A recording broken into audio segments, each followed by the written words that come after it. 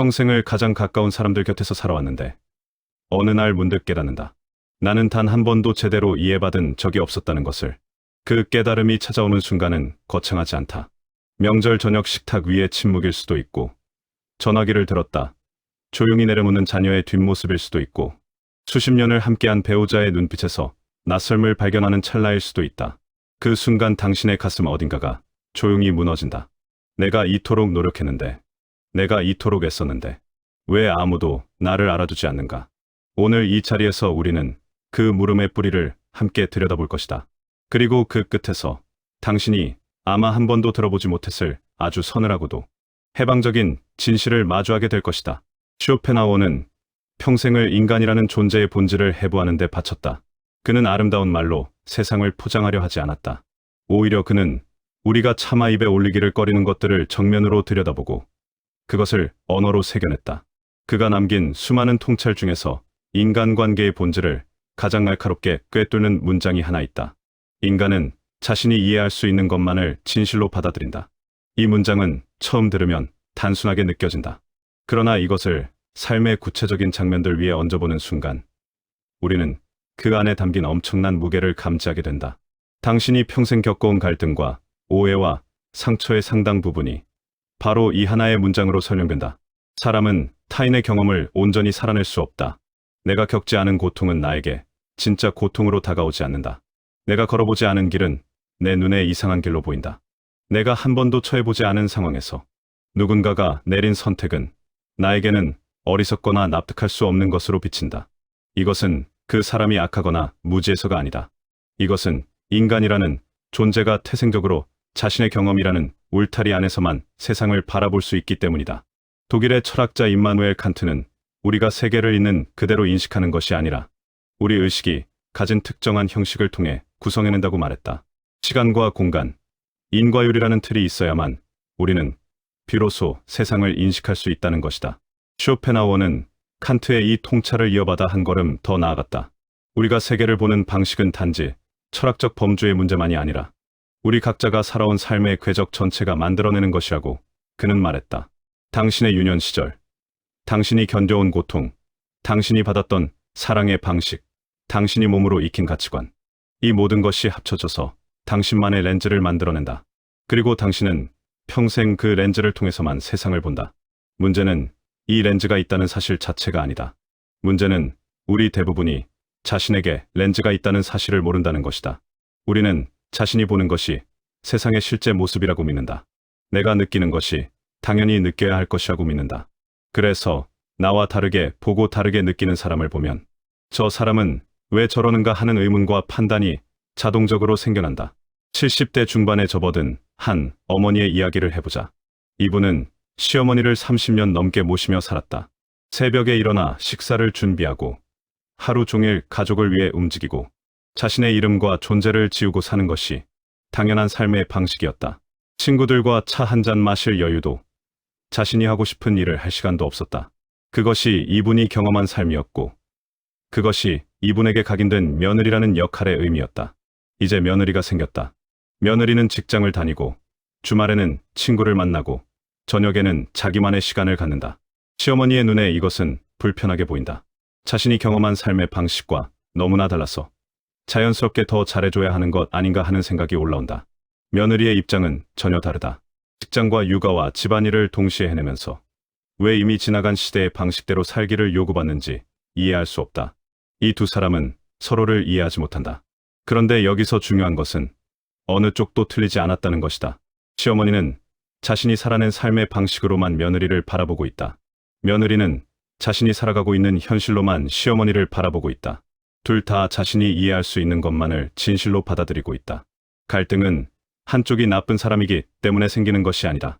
서로 다른 진실이 충돌하기 때문에 생긴다. 현대 신경과학은 이 현상을 뒷받침하는 흥미로운 사실을 밝혀냈다. 우리의 뇌는 경험을 토대로 세상을 예측하는 방식으로 작동한다. 뇌과학자들은 이것을 예측적 처리라고 부른다. 우리 뇌는 현재의 자극을 있는 그대로 받아들이는 것이 아니라 과거의 경험을 바탕으로 미리 예측을 만들어낸 뒤 그 예측을 현실에 투영한다. 즉, 우리가 보는 세상은 실제로 존재하는 세상이 아니라 우리 뇌가 과거의 경험으로 구성해낸 세상이다. 이것은 철학적 비유가 아니라 생물학적 사실이다. 그러니 다른 시대를 살아온 두 사람이 같은 상황을 전혀 다르게 보는 것은 이상한 일이 아니다. 그것은 각자의 뇌가 각자의 경험으로 구성해낸 서로 다른 세상을 보고 있기 때문이다. 이 이야기를 듣고 나면 자연스럽게 이런 생각이 든다. 그렇다면 우리는 영원히 서로를 이해하지 못한 채로 살아야 하는가? 쇼펜하우어는 그 질문에 아주 냉정한 방식으로 답한다. 완벽한 이해는 처음부터 불가능하다고. 우리는 각자 자신의 의식이라는 섬 위에 존재하며 타인의 섬으로 건너가는 것은 원천적으로 허용되지 않는다고. 이 말은 절망적으로 들린다. 그러나 쇼펜하우어가 이 사실을 말한 것은 우리를 낙담시키기 위함이 아니었다. 그는 이 불가능성을 직시하는 것에서 비로소 진짜 지혜가 시작된다고 보았다. 상대가 나를 이해하지 못할 때 배신감을 느끼는 것은 상대가 나를 이해할 수 있다는 전제를 깔고 있기 때문이다. 그 전제가 처음부터 잘못된 것이었다면 배신감 역시 근거를 잃게 된다.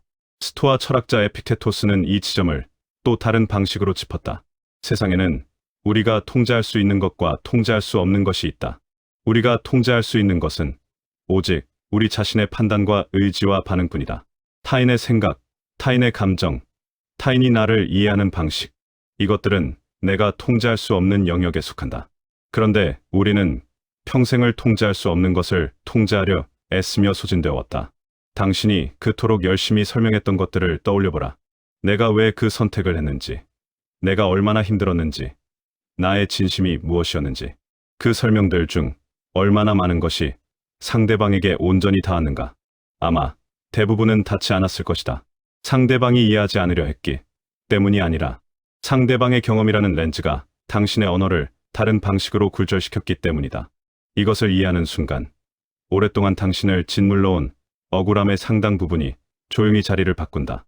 저 사람이 나를 알아주지 않는다는 상처에서 저 사람은 자신의 경험 안에서 살고 있을 뿐이라는 이해로. 80대 초반의 한 아버지가 있다. 이분은 40년 넘게 이른 새벽에 집을 나서 늦은 밤에야 돌아오는 삶을 살았다. 자녀의 교육비를 마련하고 집을 장만하고 노후를 준비하는 것이 아버지로서 해야 할 가장 중요한 일이었다. 그것이 이분이 경험한 사랑의 언어였다. 가족을 먹여 살리는 것, 안정된 환경을 제공하는 것, 더 나은 내일을 위해 오늘을 희생하는 것. 그런데 은퇴하고 나니 자녀들과 가깝지 않다. 자녀들은 아버지를 존경하지만 편하게 느끼지는 않는다. 명절에 자녀들이 배우자의 부모와 더 자연스럽게 대화하는 모습을 보면 마음이 내려앉는다. 내가 이토록 희생했는데 왜 이런 대우를 받는가 하는 서러움이 올라온다. 자녀들의 시선에서 보면 이야기가 달라진다. 어린 시절 아버지는 항상 없었다. 학교 행사에 아버지가 오는 일은 드물었고 함께 밥을 먹으며 대화를 나누는 일도 거의 없었다. 그 시절 자녀들에게 필요했던 것은 더 좋은 집도 더 많은 돈도 아니었다. 아버지와 나란히 앉아 오늘 하루 어땠는지 이야기를 나누는 시간이었다. 누가 틀렸는가? 아버지가 틀리지 않았고 자녀들도 틀리지 않았다. 아버지는 자신이 아는 사랑의 방식으로 최선을 다했다. 자녀들은 자신이 느낀 결핍을 말하고 있다. 이 두 가지는 동시에 진실일 수 있다. 그러나 서로가 자신의 진실만을 진실로 여기는 한 대화는 이루어지지 않는다. 심리학자 게리 체프먼은 사람마다 사랑을 받아들이는 언어가 다르다는 개념을 제시했다. 어떤 사람에게 사랑은 함께하는 시간이고 어떤 사람에게는 말로 전하는 인정이며 어떤 사람에게는 작은 선물이고 어떤 사람에게는 스킨십이며 어떤 사람에게는 실질적인 도움이다. 문제는 사람들이 대개 자신이 느끼는 사랑의 언어로 상대를 사랑하려 한다는 것이다. 자신은 최선을 다해 사랑했지만 상대방은 그것을 사랑으로 받아들이지 못한다. 그 어긋남이 상처가 된다. 이 아버지는 자신이 아는 언어로 사랑했다. 그런데 자녀들은 전혀 다른 언어를 듣고 싶어 했다. 어느 쪽도 상대를 해치려 한 것이 아니었다. 그러나 서로 다른 언어로 대화하면서 생겨난 간격이 세월이 지날수록 깊어진 것이다. 인간관계에서 우리가 가장 자주 빠지는 함정이 있다. 상대방이 나를 이해해 주기를 기대하는 것이다. 그 기대가 충족되지 않으면 실망하고 그 실망이 쌓이면 원망이 되고 그 원망이 굳어지면 관계는 돌이키기 어려운 방향으로 흘러간다. 쇼펜하우어는 인간의 욕망이 충족되는 구조를 분석하면서 욕망은 채워지는 순간 또 다른 욕망을 만들어낸다고 말했다. 그것이 인간의 고통이 근본적으로 끝나지 않는 이유라고 그는 보았다. 이해받고 싶다는 욕망도 마찬가지다. 상대가 한 가지를 이해해주면 우리는 이제 더 깊은 부분을 이해해 주기를 바란다. 완전한 이해는 그 끝에 도달할 수 없는 지평선처럼 언제나 조금 더 멀리 있다. 그렇다면 이 욕망을 어떻게 다루어야 하는가? 불교 철학은 이 지점에서 매우 명료한 답을 제시한다. 집착이 고통의 원인이다. 이해받아야 한다는 집착, 인정받아야 한다는 집착, 사랑받아야 한다는 집착. 이것들을 내려놓을 때 비로소 고통이 줄어든다. 그러나 이 말을 오해하지 말아야 한다. 집착을 내려놓는 것은 관계를 포기하거나 감정을 억누르는 것이 아니다. 상대방이 나를 이해해주지 않아도 내가 괜찮을 수 있는 내면의 토대를 만드는 것이다. 상대방의 이해를 전제하지 않고도 내 삶이 충만할 수 있는 상태. 그것이 집착에서 벗어난 상태다. 마르쿠스 아우렐리우스는 황제였지만 그의 일기에는 놀라울 정도로 솔직한 자기 성찰이 담겨 있다. 그는 이렇게 썼다. 타인을 향한 기대를 줄이면 실망도 줄어든다. 그리고 실망이 줄어들면 관계는 오히려 더 자연스러워진다. 우리는 흔히 기대가 클수록 상대를 더 사랑하는 것이라고 생각한다. 그러나 기대는 때로 상대를 있는 그대로 보지 못하게 만드는 장막이 된다. 이해받지 못하는 경험이 쌓이면 우리는 결국 입을 다물게 된다. 설명해봤자 소용없다는 체념이 자리를 잡는 것이다. 그 체념은 겉으로는 평온해 보이지만 안으로는 외로움이 된다. 가족과 한 공간에 있으면서도 혼자인 것 같은 감각, 같은 밥상을 마주하면서도 서로 다른 세계에 사는 것 같은 감각. 쇼펜하우어는 인간이 본질적으로 고독한 존재라고 말했다. 우리는 각자의 의식이라는 울타리 안에 갇혀 있고 타인의 의식 속으로 진정한 의미에서 들어갈 수 없다. 내가 느끼는 것을 상대방이 똑같이 느낄 수는 없다. 내가 경험한 것을 상대방이 똑같이 경험할 수는 없다. 그러니 완벽한 이해란 처음부터 가능하지 않은 것이었다. 이 고독함은 나이가 들수록 더 선명하게 느껴진다. 젊었을 때는 바쁘게 살다 보니 이 고독함을 느낄 겨를이 없었다. 그런데 삶이 조용해지고 시간이 생기면서 오랫동안 덮여있던 것들이 수면 위로 올라온다. 평생 이해받지 못했다는 느낌이 이제야 또렷하게 모습을 드러내는 것이다. 그런데 이 지점에서 니체의 이야기를 꺼내야 한다. 니체는 쇼펜하우어를 깊이 읽은 사람이었지만 그와 다른 방향으로 나아갔다. 쇼펜하우어가 고독을 인간 조건에 피할 수 없는 사실로 받아들였다면 니체는 그 고독을 오히려 자기 자신이 되는 가장 강력한 공간으로 보았다. 그는 이렇게 말했다. 자신과 함께 있을 수 없는 사람은 타인과도 제대로 함께 있을 수 없다. 혼자 있는 시간을 두려워하는 사람은 타인에게 의존한다. 자신의 내면이 비어있으니 타인이 그것을 채워주기를 바란다. 이해받고 싶은 욕망, 인정받고 싶은 욕망, 필요한 존재가 되고 싶은 욕망. 이 모든 것이 혼자 있는 시간의 공허함에서 비롯된다. 그러나 그 공허함을 타인으로 채우려는 시도는 언제나 불완전한 방식으로 끝난다. 타인은 완벽하게 당신을 채울 수 없기 때문이다. 형제자매 사이의 갈등은 종종 이 구조를 가장 선명하게 보여준다.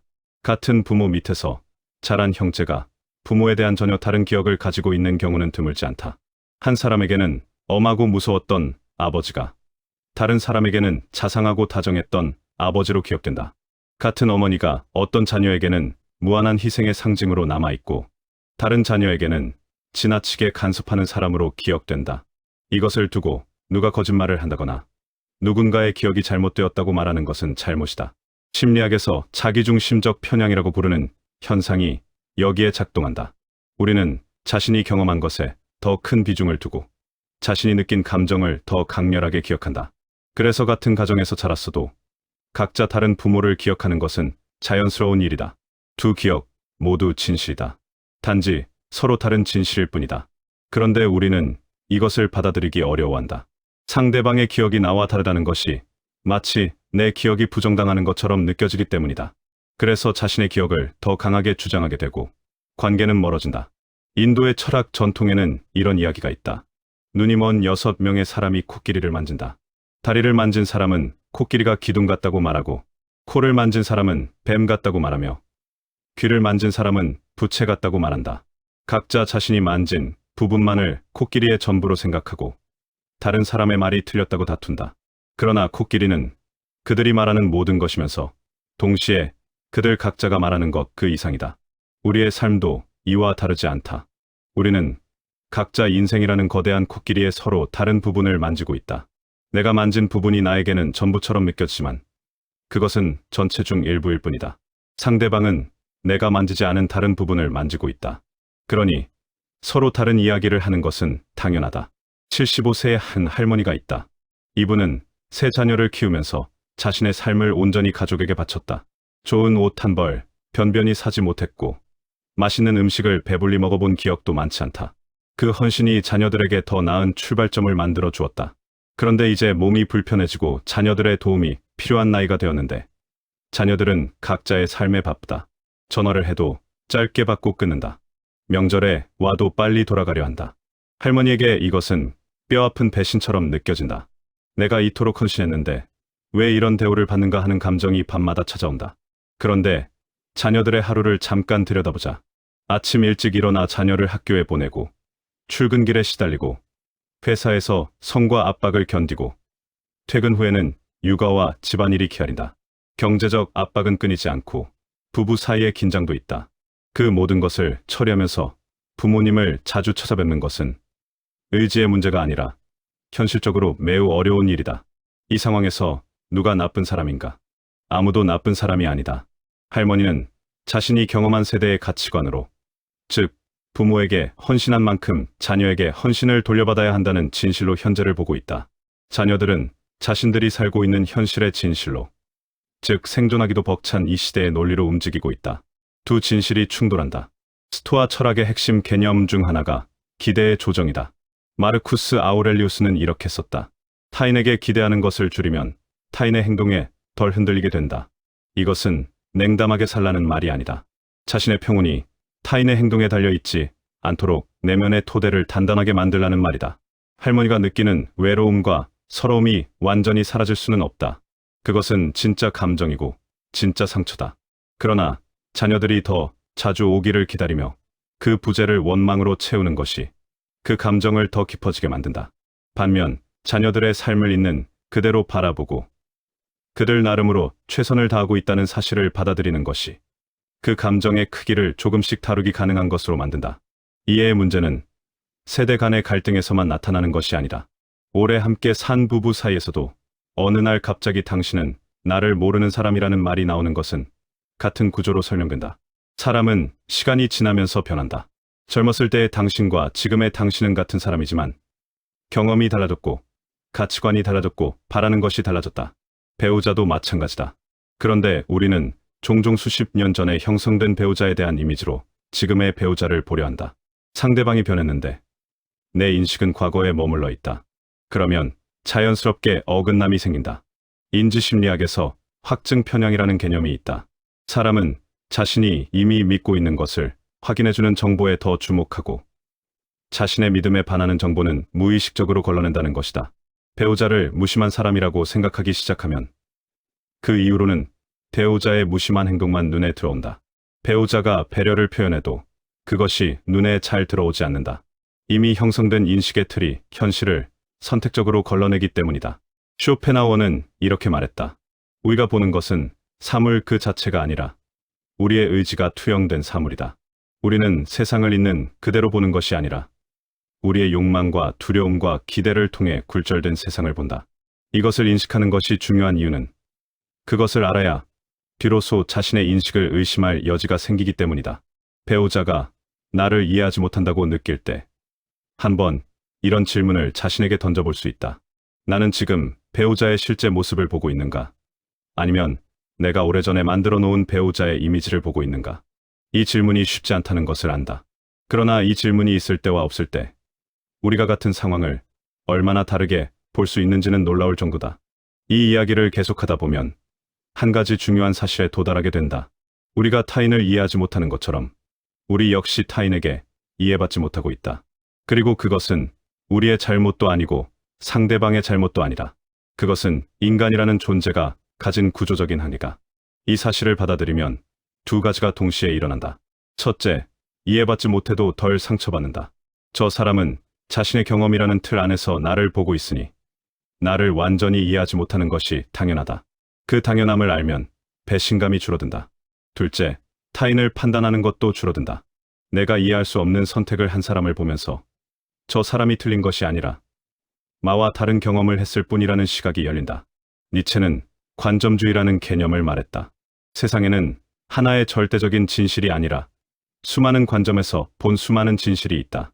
내 진실도 그중 하나일 뿐 절대적인 것이 아니다. 이것을 받아들이는 것이 쉽지 않다.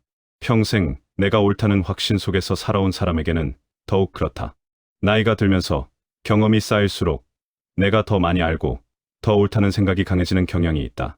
그러나 쇼펜하우어는 이렇게 말했다. 지혜는 나이와 함께 오지 않는다. 성찰과 함께 온다. 단순히 세월을 살아냈다는 것이 지혜를 보장하지는 않는다. 자신의 경험을 돌아보고 자신의 인식이 가진 한계를 살피고 타인의 다름을 다름 자체로 볼 수 있는 능력을 기를 때 지혜가 온다. 노년기에 가장 자주 들리는 말 중 하나가 외롭다는 것이다.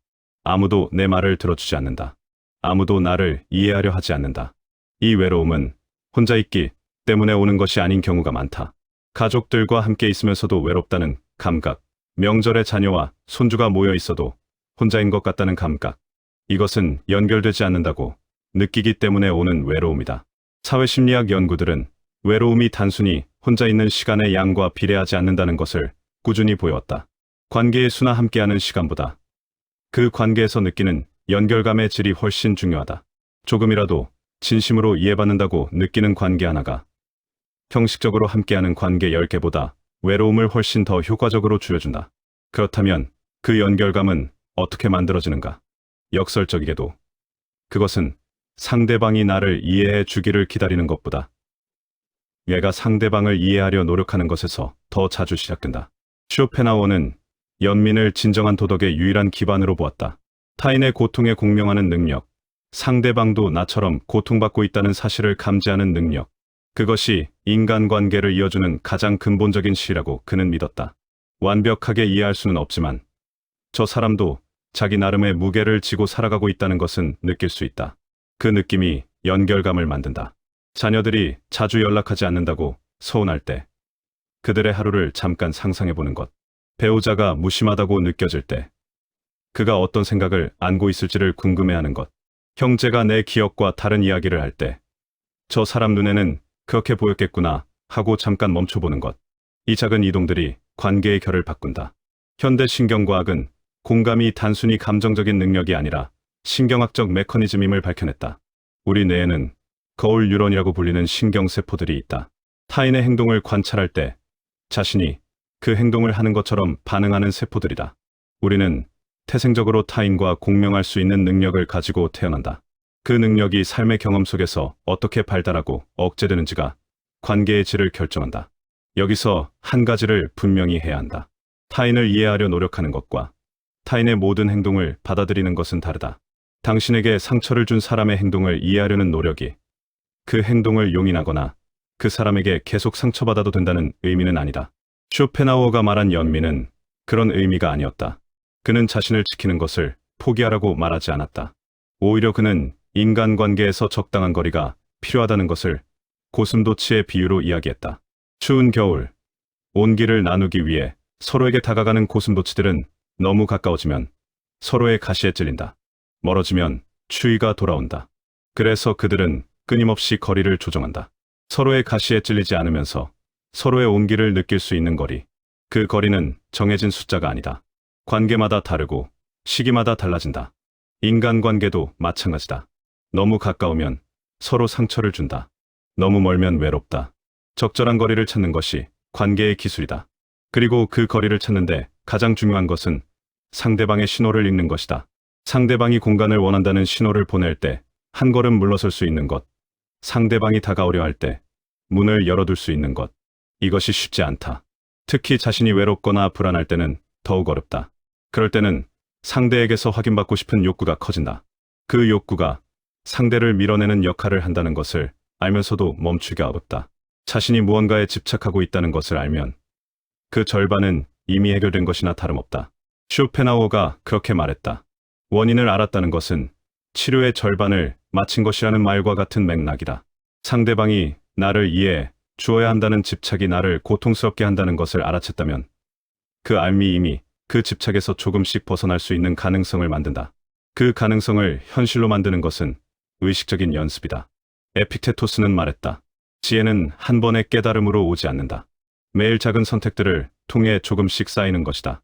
상대방이 내 뜻대로 움직이지 않을 때, 이 상황에서 내가 통제할 수 있는 것은 무엇인가 하고 자신에게 묻는 작은 습관, 이해받지 못한다고 느낄 때, 저 사람은 저 사람의 경험에서 이야기하고 있구나 하고 한 발짝 물러서는 작은 이동, 이런 작은 것들이 시간이 지나면서 당신이 관계를 경험하는 방식 자체를 바꾼다. 82세의 한 할아버지가 있다. 은퇴 후 한동안 깊은 침잠 속에 있었다. 수십 년 동안 직장에서 중요한 역할을 했던 사람이 어느 날 갑자기 아무것도 아닌 사람이 된 것 같은 감각. 자녀들도 각자 바빠서 연락이 줄었다. 할아버지는 자신의 가치가 사라진 것 같다고 느꼈다. 그러던 어느 날 젊었을 때 좋아했던 그림 그리기를 다시 꺼냈다. 시간을 때우려는 마음으로 시작했는데 그림을 그리는 동안에는 이상하게 다른 생각이 들지 않았다. 자녀들이 연락하지 않는다는 생각도, 자신이 쓸모없다는 생각도, 붓이 움직이는 동안에는 자리를 잃었다. 그렇게 몇 년이 지나면서 할아버지는 조용히 무언가를 깨달았다. 나는 누군가에게 필요한 존재가 아니어도 괜찮을 수 있다. 내가 내 삶을 충만하게 살면 된다. 그 깨달음 이후 할아버지의 태도가 달라졌다. 자녀들이 연락하면 반가웠지만 연락이 없어도 이전처럼 무너지지 않았다. 자기만의 세계가 있었기 때문이다. 흥미로운 것은 그 변화 이후 자녀들이 오히려 더 자주 연락하기 시작했다는 것이다. 아버지가 달라졌다는 것을 느꼈기 때문이다. 무언가를 요구하는 에너지 대신 자기 삶을 살아가는 사람의 에너지가 느껴졌기 때문이다. 쇼펜하우어는 내면의 풍요로움이 외부의 관계를 바꾼다고 말했다. 자신 안에 충만한 세계를 가진 사람은 타인에게 기대지 않아도 된다. 그리고 역설적으로 기대하지 않는 사람 곁에 있는 것이 더 편하기 때문에 사람들이 자연스럽게 가까이 온다. 이제 쇼펜하우어의 그 문장으로 다시 돌아가 보자. 인간은 자신이 이해할 수 있는 것만을 진실로 받아들인다. 이 문장은 두 가지 방향으로 읽힌다. 하나는 타인을 향한 읽기다. 저 사람이 나를 이해하지 못하는 것은 저 사람의 경험과 인식의 한계에서 비롯된 것이며 그것은 나의 잘못이 아니다. 이 읽기는 이해받지 못했을 때 느끼는 상처와 억울함을 다루는 방식을 바꾼다. 다른 하나는 나 자신을 향한 읽기다. 나 역시 내가 이해할 수 있는 것만을 진실로 받아들이고 있다. 내 기억, 내 판단, 내가 옳다고 생각하는 것들, 이것들이 절대적 진실이 아니라 내 경험이라는 렌즈를 통해 구성된 하나의 관점일 수 있다는 것. 이 읽기는 나 자신의 인식에 겸손해지는 방식을 만든다. 이 두 방향의 읽기가 함께 작동할 때 관계는 달라진다. 상대방이 나와 다르게 생각한다는 사실이 전쟁의 시작이 아니라 서로 다른 삶을 살아온 두 사람이 만나는 자리가 된다. 공자는 이렇게 말했다. 자기가 원하지 않는 것을 타인에게 행하지 말라. 이것을 관계에 의해 문제에 적용하면 이렇게 된다. 내가 이해받기를 원한다면 나 역시 타인을 이해하려는 노력을 먼저 기울여야 한다. 그것이 먼저다. 그러나 그 노력이 항상 성공할 수는 없다. 서로 다른 경험의 격차가 너무 클 때 아무리 노력해도 완전한 이해에 도달하지 못할 때가 있다. 그럴 때 중요한 것은 이해 대신 존중이다. 동의하지 않아도 존중할 수 있다. 이해하지 못해도 그것이 상대방에게는 진실이라는 것을 인정할 수 있다. 이해와 존중은 다르다. 그리고 이해보다 존중이 더 현실적으로 실천 가능하다. 뇌과학자들이 밝혀낸 흥미로운 사실이 있다. 우리 뇌는 태생적으로 부정적인 것에 더 주목하도록 설계되어 있다. 이것을 부정편향이라고 부른다. 진화의 역사에서 위험을 빠르게 감지하는 것이 생존에 유리했기 때문에 인간의 뇌는 좋은 것보다 나쁜 것에 더 강하게 반응한다. 자녀가 1년에 10번 찾아왔어도 우리는 그 10번보다 찾아오지 않은 횟수에 더 주목한다. 배우자가 평소에 다정하게 대해도 한 번 무심한 순간이 더 강하게 기억에 남는다. 이것은 우리의 잘못이 아니다. 뇌가 그렇게 작동하도록 설계되어 있기 때문이다. 그러나 이것을 알면 의식적으로 방향을 바꿀 수 있다. 없는 것 대신 있는 것에 주목하는 연습. 이해받지 못한 순간 대신 조금이라도 이해받았던 순간에 머무는 연습. 이것이 감사의 실천이다. 공자는 감사하는 마음이 있으면 불행은 멀어진다고 했다. 이것은 단순히 긍정적으로 생각하라는 말이 아니다. 우리 뇌의 자동적인 부정 편향을 의식적으로 교정하라는 말이다. 어떤 상황에서도 감사할 것을 찾을 수 있다는 것이 억지스럽게 느껴질 수 있다. 그러나 감사는 상황이 좋아서 하는 것이 아니라 상황 속에서 의미를 발견하는 능력이다. 이해받지 못했던 경험도 돌아보면 나를 성찰하게 만든 계기가 되었을 수 있다. 갈등으로 멀어진 관계도 그것이 나에게 무언가를 가르쳐 주었을 수 있다. 그 의미를 발견할 때 고통은 성장의 자료가 된다. 우리는 평생을 이해받으려 애써왔다. 내 진심을 알아달라고, 내 선택을 인정해달라고, 내 고통을 봐달라고. 그 노력이 얼마나 많은 에너지를 소모했는지는 지금 이 이야기를 듣고 있는 당신이 누구보다 잘 알 것이다. 그런데 쇼펜하우어는 말년에 이런 글을 남겼다. 나이가 들어서야 깨달은 것이 있다. 행복은 무언가를 얻는 것이 아니라 놓아주는 것이었다. 우리가 평생 이해받으려 했다면 이제는 이해받아야 한다는 집착을 내려놓을 때가 되었다. 상대방이 내 마음을 알아주기를 기다리는 것을 내려놓는 것. 상대방이 달라지기를 바라는 것을 내려놓는 것. 상대방의 인정을 통해서만 자신의 가치를 확인하려던 방식을 내려놓는 것. 이것은 관계를 포기하라는 말이 아니라 관계에 대한 태도를 바꾸라는 것이다. 상대방을 내 뜻대로 바꾸려는 방향에서 상대방을 있는 그대로 받아들이는 방향으로, 상대방이 채워주기를 기다리는 방향에서 내가 스스로를 채우는 방향으로. 그 전환이 일어날 때 무언가 아주 중요한 것이 달라진다. 당신이 더 이상 타인의 이해에 목말라 하지 않게 될 때, 역설적으로 타인이 당신을 더 잘 이해하게 된다. 당신이 자신을 있는 그대로 받아들이고 내면에서 충만해질 때, 그 충만함이 주변으로 퍼져나간다. 마지막으로, 인간관계에서 이해보다 더 근본적으로 중요한 것 하나를 이야기하고 싶다. 그것은 함께 있어주는 것이다. 완벽하게 이해하지 못해도 함께 있어줄 수 있다. 해결책을 주지 못해도 곁에 있어줄 수 있다. 말이 통하지 않아도 손을 잡아줄 수 있다. 함께 침묵할 수 있다. 그리고 그 함께함이 수백 마디의 설명보다 훨씬 더 깊이 상대방에게 닿는 경우가 많다. 노년기의 외로움이 특히 큰 이유 중 하나는 진심으로 함께 있어주는 사람이 줄어들기 때문이다. 형식적인 만남은 있어도 정말로 연결되어 있다는 감각을 주는 관계는 드물어진다. 그 감각은 이해에서 오는 것이 아니다. 상대방이 온전히 나와 함께 있다는 느낌에서 온다. 당신 주변에 그런 사람이 있는가? 당신이 누군가에게 그런 사람이 되어주고 있는가? 이 두 질문이 당신의 관계를 돌아보는 출발점이 될 수 있다. 쇼펜하우어가 말한 연민은 거창한 것이 아니다. 저 사람도 나처럼 고통받고 있다는 것을 감지하는 것. 저 사람의 하루가 쉽지 않을 것이라는 것을 기억하는 것.